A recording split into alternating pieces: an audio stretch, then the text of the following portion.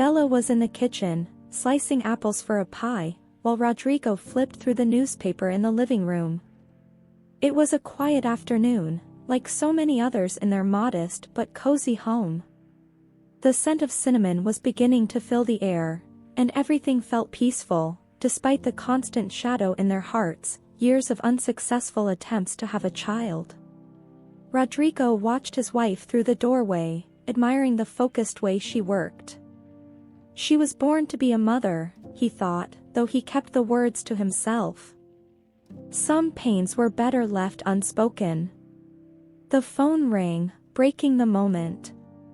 Bella wiped her hands on her apron and answered, curious. On the other end of the line, a trembling voice called out to her. Bella? It's Marta. Marta from church. Bella recognized the voice, but the hesitation in the woman's tone made her heart tighten. Hi, Marta. Is everything okay? I wish I could say yes, but it's not.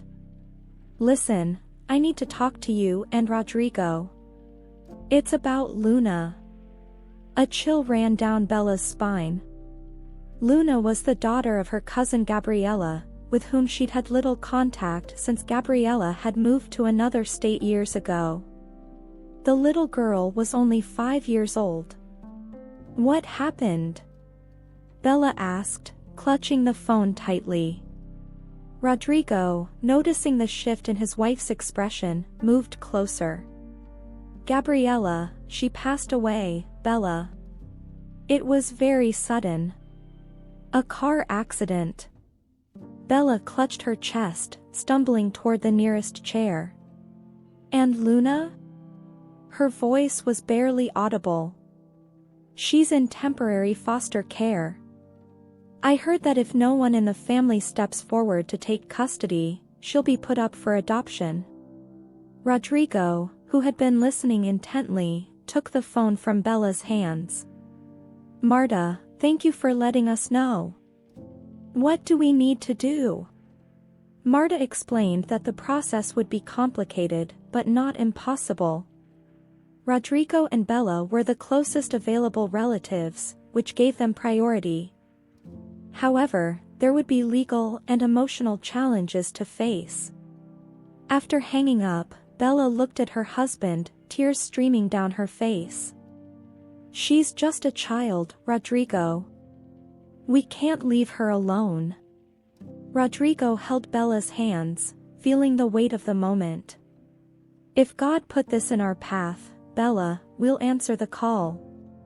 He has a plan for us and for Luna. That night, the couple prayed together, asking for guidance and strength for what lay ahead. The love they carried in their hearts was strong, but the challenge looming before them seemed larger than anything they had ever faced. Luna, in a shelter miles away, clutched her teddy bear tightly and stared out the window, waiting for something she couldn't even name. Fate was about to bring together lives separated by grief but guided by hope. 2 days later, Rodrigo and Bella parked their car in front of a simple red brick building. This was the temporary shelter where Luna was staying.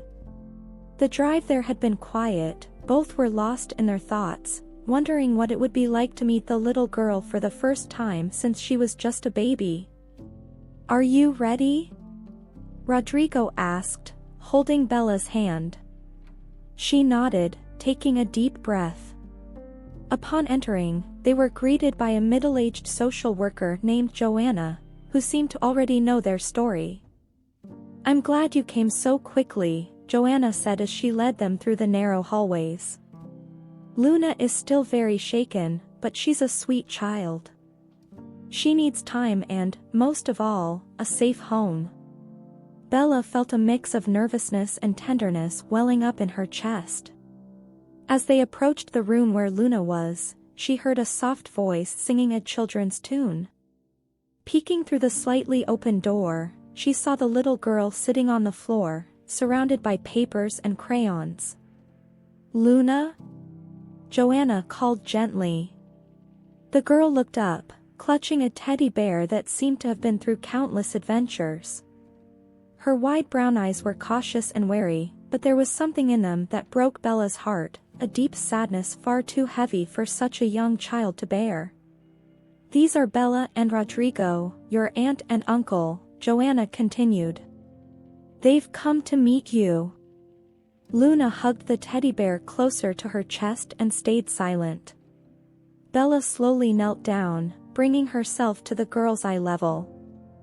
"Hi, Luna," she said, her voice soft but steady. "I'm Bella. You know, your mom and I grew up together. She was very special to me, and so are you." Luna tilted her head, curious, but still didn't speak. Rodrigo stepped forward, trying to connect in a light-hearted way. "Does your teddy bear have a name?"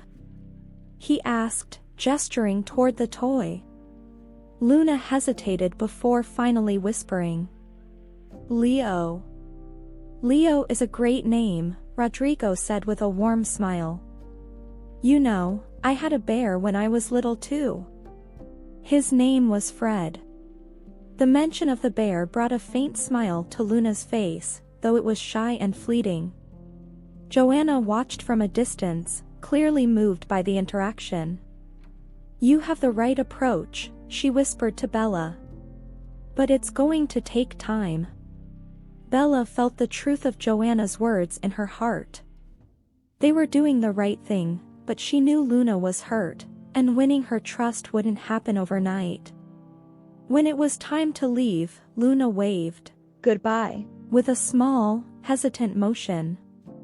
On the drive home, Bella and Rodrigo talked about what lay ahead. "She needs us, Rodrigo," Bella said firmly. "And we need her," he replied, holding his wife's hand as he kept his eyes on the road. They both knew this wouldn't be an easy journey, but they felt certain that God was guiding their steps.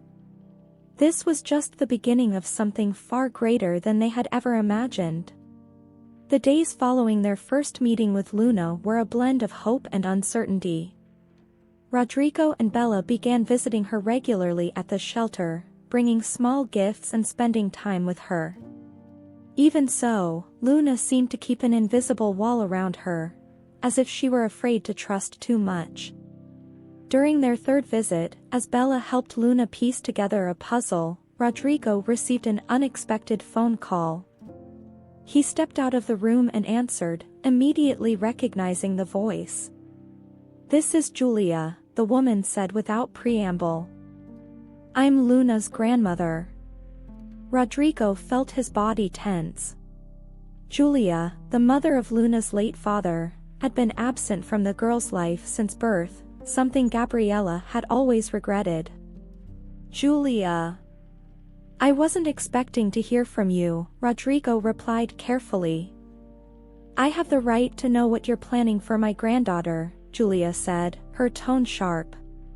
"She's all I have left of my son, and I'm not going to let you take her from me." Rodrigo took a deep breath. "Julia, no one is trying to keep you away from Luna. We're just trying to give her a safe and loving home." "A safe home?" Julia interrupted, her voice rising. "I'm her grandmother. Her place is with me." Rodrigo tried to reason with her, but the call ended abruptly. When he returned to the room, Bella immediately noticed his worried expression. "Who was it?" she asked, guiding Luna's hand to place a puzzle piece.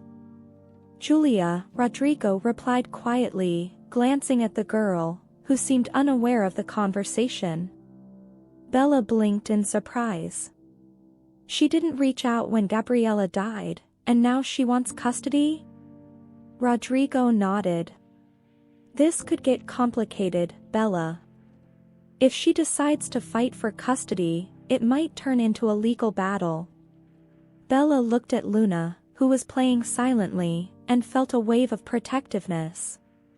She knew Luna had already lost so much and didn't need to be caught in the middle of a bitter dispute. "We'll fight for her, Rodrigo. No matter what it takes." That evening, as Rodrigo and Bella discussed the situation, Julia sat in her worn armchair at home, clutching an old photograph of her son and Gabriella. It was a memory from happier times, before her relationship with her daughter-in-law had soured. Julia had always carried guilt for not being part of Luna's life. Losing her son had been too painful, and she'd withdrawn from the family he had built. Now, the thought of someone else caring for her granddaughter felt unbearable. "She's my last connection to him," Julia thought, pressing the photo to her chest. The following Sunday, Julia appeared unexpectedly at Rodrigo and Bella's church. She waited until the service ended and approached the couple as they left, hand in hand. With determined steps, she closed the distance. "We need to talk," she said, addressing Bella directly. Taken aback, Bella hesitated before nodding. "We can go to the pastor's office," Rodrigo suggested, trying to keep the situation calm. Once seated, Julia began speaking, her voice heavy with pain. "Do you think you can replace Luna's mother? Or her father?" "We're not trying to replace anyone, Julia," Bella replied, her voice steady but filled with compassion. "We're trying to do what's best for Luna. She needs love, stability, and a home where she feels safe. And what makes you think you can give her that?" Julia pressed, tears forming in her eyes. Rodrigo answered gently. "Because we believe God has placed us in this situation for a reason. But that doesn't mean we want to keep you out of Luna's life." Rodrigo's words seemed to strike a chord in Julia, but the tension remained. It was clear to everyone that this conversation wouldn't resolve things, and Julia left without saying anything more. When they got home, Bella looked at Rodrigo, her expression weary but resolute. "She's hurting, Rodrigo. And that's going to make this even harder." "Then we'll keep praying," he said. "Only God can heal wounds like hers." As Luna slept that night, Rodrigo and Bella knelt beside her bed, asking for wisdom and strength to face the challenges ahead. The first few days of Luna's stay at Rodrigo and Bella's home were a mix of sweet and challenging moments. The little girl arrived shy and quiet, carrying only a backpack with a few clothes and, of course, her inseparable teddy bear, Leo. Bella had carefully prepared the room, decorating it with soft colors and filling a shelf with children's books, but Luna seemed reluctant to feel at home. "If she needs time, we'll give it to her," Bella said to Rodrigo after Luna insisted on sleeping in the corner of the bed, as if ready to leave at any moment. Rodrigo watched from a distance, worried. He knew that providing a roof over her head and meals wasn't enough. Luna needed to feel that this was her place. On a sunny Saturday, Rodrigo decided to break the routine and take Luna to the park. It was an attempt to create happy moments and help her open up. Bella stayed behind, tidying up the kitchen, while Rodrigo and Luna walked through the square, her teddy bear tightly clutched in her arms. "Do you like swings?" Rodrigo asked, pointing to a pair near the park entrance. Luna shrugged but walked over. Rodrigo sat on the swing beside her and began to push himself gently. "When I was a kid, I loved coming here," he said, trying to start a conversation. "I used to pretend I was flying." Luna didn't respond but began to swing as well, the wind tousling her hair. For a brief moment, Rodrigo saw a small smile cross her face, though it quickly faded. "Do you think my mommy can see me?" she suddenly asked, her voice so soft it almost got lost among the chirping birds. The question caught Rodrigo off guard. He stopped swinging and looked at Luna, sensing the depth of the pain she carried. "I think your mommy is in heaven, watching over you in a way only she can," he replied sincerely. "And you know what? She'd be so proud of you." Luna hugged Leo tightly to her chest, her eyes brimming with tears, though she didn't let them fall.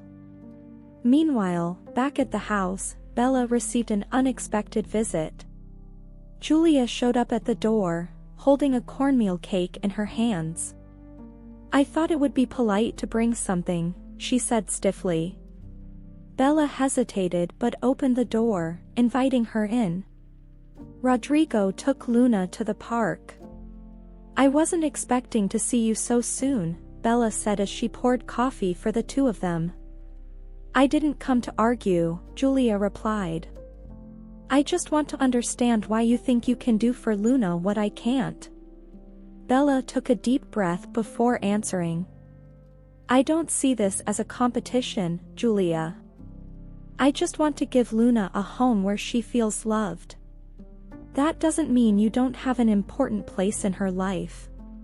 Julia averted her gaze, fiddling with a napkin between her fingers. "I've lost so much since my son died," she said, her voice trembling. "I wasn't the grandmother I should have been, and now it feels like it's too late." Bella sensed the sincerity in Julia's words.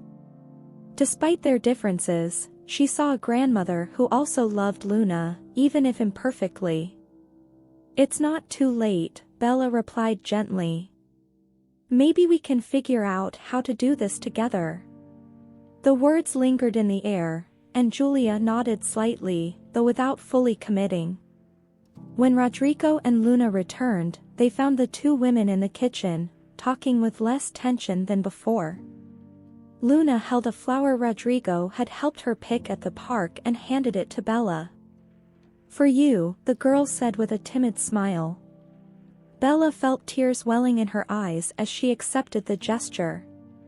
It was a small step, but to her, it meant everything. Julia watched from a distance, a mix of relief and melancholy in her expression. It was clear that Luna was beginning to open up, but she still wondered if there would be a place for her in her granddaughter's new life. That night, after Luna had gone to bed, Rodrigo and Bella sat together in the living room, reflecting on the day. "We're heading in the right direction," Bella said, holding her husband's hand. Rodrigo agreed but knew the journey was far from over. Julia's presence, though softening, was still a reminder that Luna's future was not yet certain. And in her room, Luna clutched Leo tightly and stared at the ceiling. For the first time in weeks, she whispered a prayer. "God, help me know where my home is." The courtroom carried a heavy atmosphere that morning. Rodrigo and Bella sat side by side, holding hands beneath the table as they waited for the judge to enter. Across from them sat Julia, accompanied by the attorney she had hired to fight for custody of Luna. Despite the tension, a hint of vulnerability lingered on Julia's face, a sadness that even her determination couldn't hide. Luna was absent from the proceedings, as advised by the social workers. Bella missed her presence but knew that shielding her from the turmoil was the priority. "Remember, love, God is in control," Rodrigo whispered, squeezing Bella's hand. She nodded, trying to focus on the faith that had always guided their lives, but the fear was hard to push away. The judge entered, a man with a serious expression and a sharp gaze. He began by reviewing the reports prepared by the social worker, which included observations from Rodrigo and Bella's visits with Luna and statements from Julia. Julia's attorney spoke first, arguing that, as the biological grandmother, Julia had the right to priority custody. He emphasized her willingness to move to a larger home and hire help to ensure Luna had everything she needed. "My client deeply regrets the time lost but is committed to rectifying this and ensuring that Luna grows up surrounded by her biological family," the attorney declared, gesturing toward Julia, who maintained a stoic expression. When it was Rodrigo and Bella's turn, their attorney spoke calmly and objectively, highlighting the bond the couple had been building with Luna and the positive reports from the social worker. "Rodrigo and Bella have not only opened their home to Luna but also their hearts. They have demonstrated a clear commitment to her emotional and spiritual well-being, he stated. The judge then asked the parties to speak for themselves. Julia went first. I lost my son. He was my only family, she said, her voice breaking. Luna is all I have left. I know I made mistakes by staying away, but I'm here now, ready to do whatever it takes to care for her. When it was Bella's turn, she took a deep breath before standing. We have loved Luna from the moment we learned she needed us, she said, her voice trembling but steady. We aren't trying to take her away from anyone, but we believe God has called us to give her a home where she feels safe and loved. Luna has been through so much pain, and all we want is to help her heal. Rodrigo added, his eyes fixed on the judge. We're willing to work with Julia because we believe love should never divide, it should bring people together. Rodrigo's words echoed through the courtroom, leaving a charged silence in their wake. After hours of deliberation and arguments, the judge decided to adjourn for the day and scheduled another hearing to review the evidence more thoroughly. As they left the courtroom, Rodrigo and Bella were exhausted but resolute. Julia approached them hesitantly in the hallway. You spoke well in there, she said, avoiding eye contact. I just want what's best for Luna, even if that means I have to accept something hard. Bella, feeling a pang of compassion, gently touched Julia's arm. What's best for Luna is for us to have peace between us. Maybe we can find a way to do this together. Julia didn't respond, but her expression softened ever so slightly. That evening, back at home, Rodrigo and Bella knelt in the living room as they had every night since Luna came into their lives. Lord, we place this in your hands, Rodrigo prayed. We know Luna's future is in your plan, not ours. Give us strength and wisdom to move forward. In the next room, Luna slept, unaware of the battles being fought for her. She clutched her teddy bear, Leo, and for the first time since arriving, she had asked Bella to leave her door slightly ajar, a small sign that she was beginning to feel that maybe this place could be her home. The road ahead was uncertain, but faith remained the rock upon which Rodrigo and Bella stood. The atmosphere in Rodrigo and Bella's home had grown lighter. Luna was beginning to open up, little by little, and moments of laughter were starting to bloom between her and the couple. It was like watching a flower slowly blossom, delicate, but full of promise. One sunny afternoon, while Bella was baking cookies in the kitchen, Luna walked in and pulled up a stool to watch. Can I help? She asked, her face serious but curious. Bella smiled. Of course you can. Here, stir this dough while I grab the cookie cutters. Luna started stirring, and Bella quietly observed, trying to hide her emotion. It was a simple moment, but a significant one. Luna had volunteered to take part in something for the first time. When the cookies were in the oven, Luna turned to Bella and asked, "Why do you and Rodrigo want me to stay here?" Bella knelt down to her level, gently taking the little girl's hands in her own. Because we love you, Luna. From the day we met you, you became part of us. Luna frowned, as if trying to process the words. But I'm not really your daughter. You're as real to us as anything in this world, Bella said, her eyes filling with tears. God gave you to us as a gift, Luna. And we'll care for you with all our hearts. Luna said nothing more, but that night, as Bella tucked her into bed, she whispered something that made Bella's heart nearly stop. I like being here too. Meanwhile, Julia was preparing for another supervised visit with Luna. She had begun trying to understand her granddaughter's feelings, but the fear of rejection still weighed heavily on her. When she arrived at the designated meeting place, Luna was sitting with Leo in her lap, and Rodrigo and Bella watched from a distance.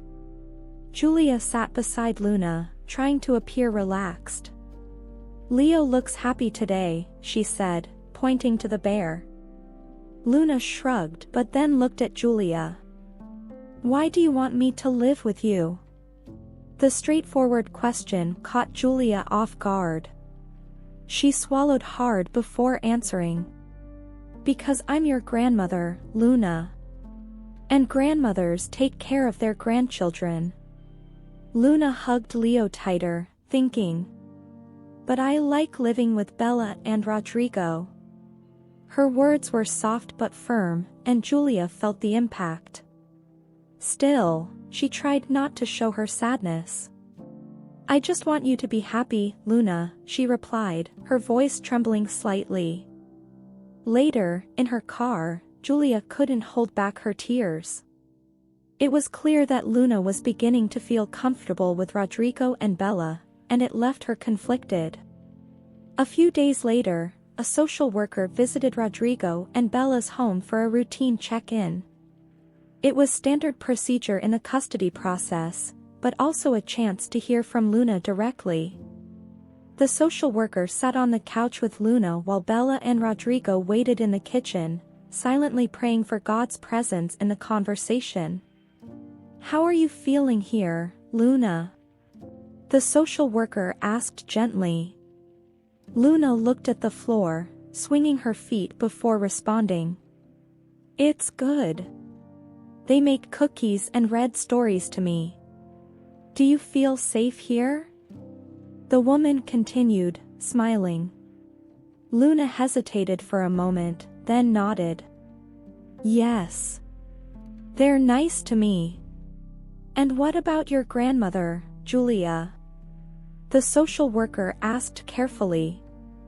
Luna hugged Leo tighter. She's nice, but I like staying here. The social worker jotted down some notes and gave the little girl a kind smile. Thank you for telling me. That's very important. That evening, Rodrigo and Bella were informed about what Luna had said, and her words filled their hearts with gratitude. God is working in her heart, Rodrigo, Bella said as they embraced in the living room. Rodrigo agreed, though he knew there were still challenges ahead. In the next room, Luna knelt beside her bed, clutching Leo and closing her eyes. God, thank you for giving me them. I just want to stay where I can be happy. The days continued, each one bringing new discoveries. Luna was opening up more, allowing Rodrigo and Bella to draw closer to her, yet there were still moments when she retreated into herself, carrying a weight no one could fully lift. One crisp autumn afternoon, as Rodrigo trimmed the garden, Julia arrived at the house. This time, she didn't come with a lawyer or the intention to argue. She came with an old photo album in her hands. Can we talk? She asked, looking at Bella, who had just come from the yard with Luna by her side. Bella nodded, noting the seriousness on Julia's face. Luna, why don't you help Rodrigo in the garden while I talk to your grandmother? Luna agreed and ran over to Rodrigo, leaving Bella and Julia seated in the living room. Julia placed the album on the coffee table, running her hand over the cover as if she needed courage to open it. I thought it was time to show you this, she said, finally flipping to the first page. The photos were of Gabriella and Luna's father, Miguel. In the early pictures, they were young and smiling, clearly in love. But as Julia turned the pages, the photos began to tell a different story, distant gazes, stiff postures. Miguel was my only son, Julia began, her voice heavy with emotion. When he married Gabriella, I thought everything would be perfect. But they had so many problems. My son, he carried a pain no one could reach. Julia sighed, pointing to a picture of Miguel holding a baby. He loved Luna more than anything, but depression consumed him. When he was gone, I pulled away. I guess I couldn't bear to lose everything at once. Bella felt a lump form in her throat. It was the first time Julia had spoken so openly about her past. I wasn't a good grandmother, Bella. Or a good mother-in-law. But now I see that Luna is my last chance to make things right. Bella gently touched Julia's hand. None of us can change the past, Julia. But maybe we can find a way to heal these wounds together. The two women sat in silence, but it was a lighter silence, as if a bridge was beginning to form between them. Outside, Luna watched Rodrigo mow the lawn. She tugged on his arm and pointed to the sky, where a few clouds were forming curious shapes. "Look, it's like a bunny!" she exclaimed, laughing. Rodrigo knelt beside her, pretending to study the sky with great seriousness. "I think you're right, but that one looks like a lion." Luna burst into laughter, a sound Rodrigo never tired of hearing. She seemed so much lighter here, far from the tension of courtrooms or the shadows of the past. "Rodrigo?" she asked suddenly. "Yes? Do you think heaven is the place where we forget bad things?" Rodrigo's heart clenched. "I think heaven is the place where God takes care of all our sadness. But here on earth, He gives us people to help us carry the hard things." Luna was quiet for a moment, then took his hand. "Are you one of those people?" Rodrigo swallowed the lump in his throat. "I hope so, little one." That evening, when Julia left, she left the photo album with Bella. "Maybe Luna will want to see this someday," she said with a faint smile. "Thank you, Julia. I'll keep it safe." As Rodrigo and Bella tucked Luna into bed, the little girl looked at them and asked, "Can you stay here with me for a little while?" Without hesitation, the couple sat beside her bed, and Bella began to softly sing a lullaby. Luna closed her eyes, holding Leo close, and for the first time, she slept deeply, without the usual look of unease on her face. Rodrigo and Bella stayed there, silently thanking God for every small step forward. The journey was far from over, but they knew they were on the right path, guided by a faith that refused to waver. The autumn winds brought a unique calm to Rodrigo and Bella's small home. Luna, little by little, was beginning to flourish in this environment. That morning, she was in the garden with Rodrigo, helping plant flowers while Bella prepared lunch. "Uncle Rodrigo, will these flowers last through the winter?" Luna asked, carefully placing a small sprout into the soil. Rodrigo wiped his hands on his pants and looked at her with a smile. "Some will, but others will go to sleep until spring. You know what's amazing? Even when they look dead, they're just resting, getting ready to grow again." Luna stared at him, her eyes bright with curiosity. "Just like us?" "Exactly like us," Rodrigo replied, feeling the weight and truth of those words. That same afternoon, Julia arrived for another visit. She still felt uneasy about how things were being handled, but it was undeniable that Luna was beginning to see her in a new light. Bella proposed something bold, inviting Julia to join them for a family lunch. "It'll be good for Luna to see we're all here for her," Bella said as she set the table. Julia hesitated. Sitting down for lunch with Rodrigo and Bella felt, in some ways, like admitting they could offer Luna something she hadn't been able to provide, a safe and stable home. But for the sake of her granddaughter, she agreed. At first, the conversation during lunch was timid. Luna, as usual, ate in silence, but gradually, she began to open up. "Grandma, did you know I planted flowers today?" she asked, her tone animated in a way Julia rarely heard. "I didn't know that, sweetheart." "What kind of flowers?" "Daisies and tulips." Uncle Rodrigo said they sleep in the winter and come back in the spring. Julia smiled, a rare and genuine expression. He's right. I used to have a garden full of tulips when I was younger. Maybe one day we can plant some together. I'd like that. Luna replied, and for the first time, hope and joy filled the air. Rodrigo and Bella exchanged glances, silently acknowledging the small miracle unfolding before them. After lunch, Luna went to play in her room, leaving the adults alone in the living room. The silence was heavy, but Julia broke it. "Thank you for letting me be part of this today," she said, looking at the couple. "Julia, this was never about keeping you from Luna," Rodrigo said. "It's about giving her everything she needs," Bella added softly. "And together, we can do that. You're still her grandmother, and you always will be." Julia seemed to reflect on their words, as if something inside her was beginning to shift. "I want to believe that," she finally said. "I want to try to make this work." That night, Bella entered Luna's room and found her kneeling by the bed, clutching Leo and whispering a prayer. "God, thank you for today's lunch. I liked seeing my grandma here.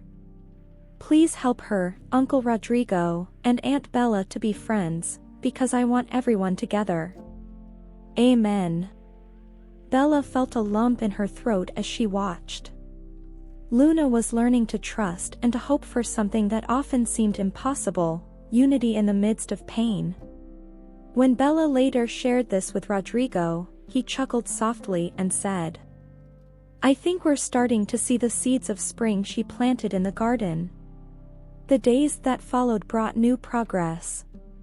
Julia began visiting Luna more frequently, not just in supervised meetings but also at Rodrigo and Bella's home. Slowly, the notion that they were not enemies started to take root. One afternoon, while Rodrigo was fixing an old chair in the backyard, Julia approached him, watching quietly. "You know, Rodrigo, I never had the chance to thank you and Bella for what you've done for Luna," she said sincerely. Rodrigo paused and looked at her. "You don't need to thank us, Julia. God brought Luna to us. We're just trying to follow his plan."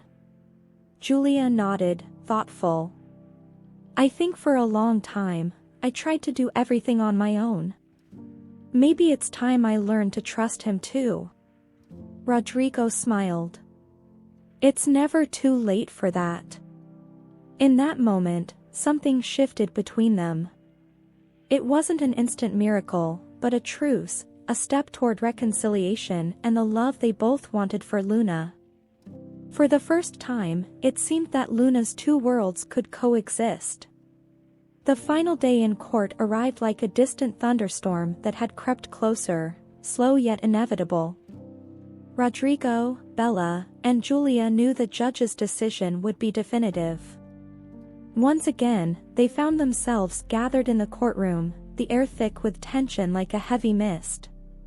Rodrigo and Bella sat hand in hand, silently praying.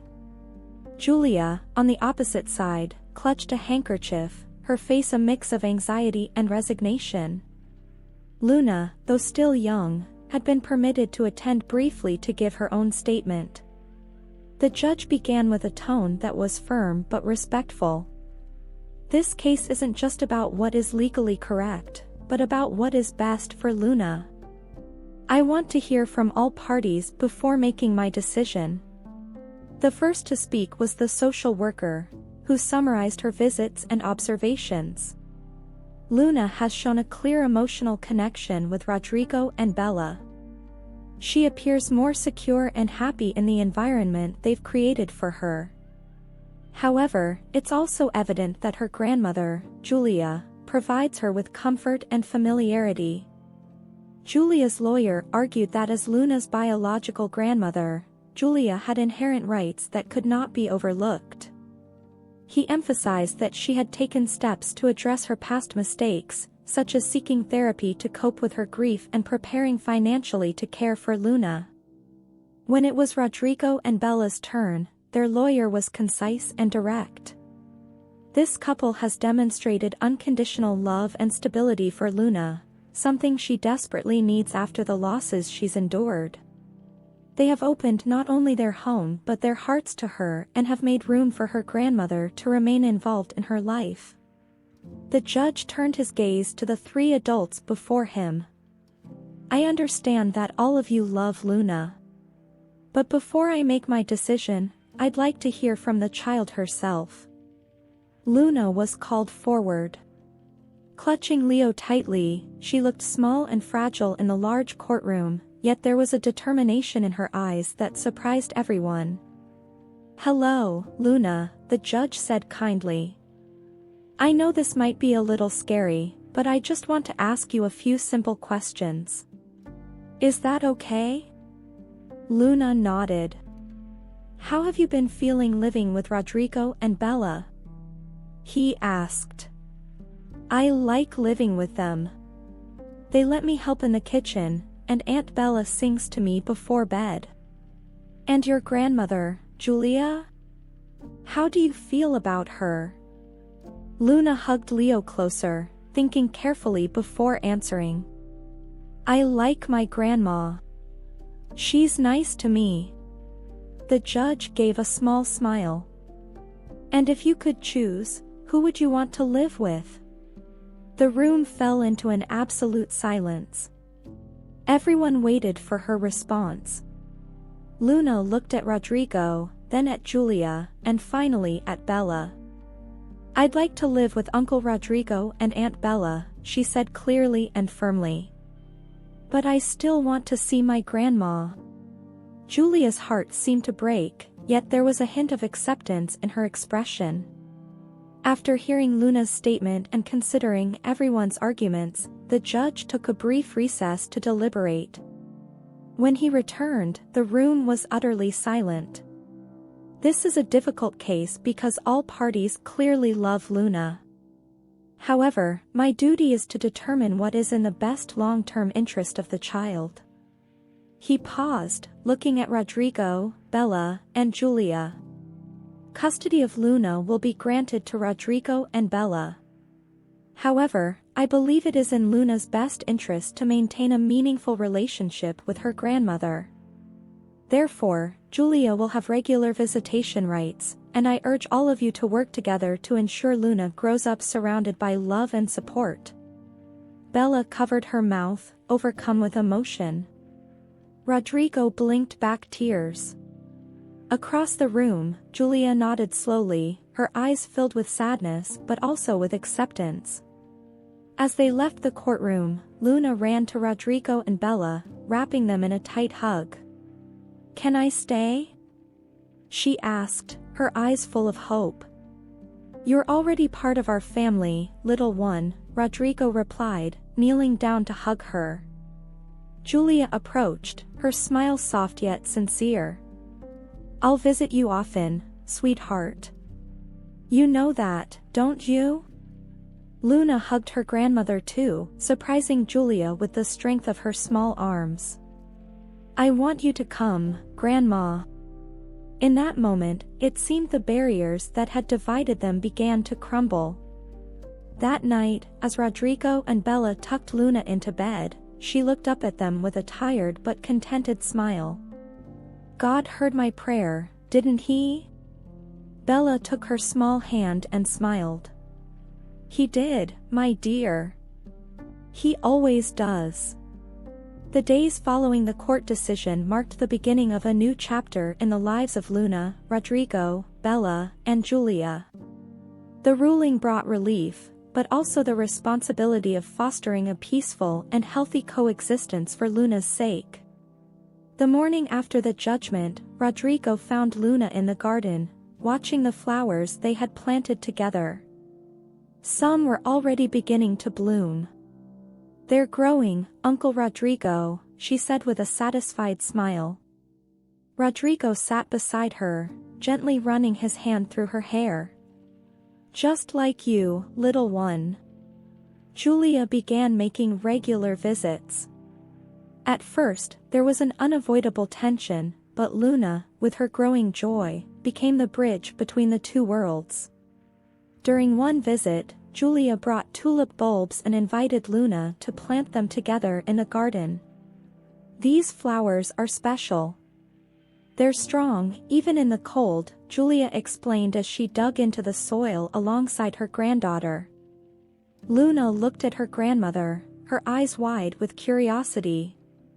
"Like you, Grandma?" Julia paused, surprised by the question, and felt tears well up.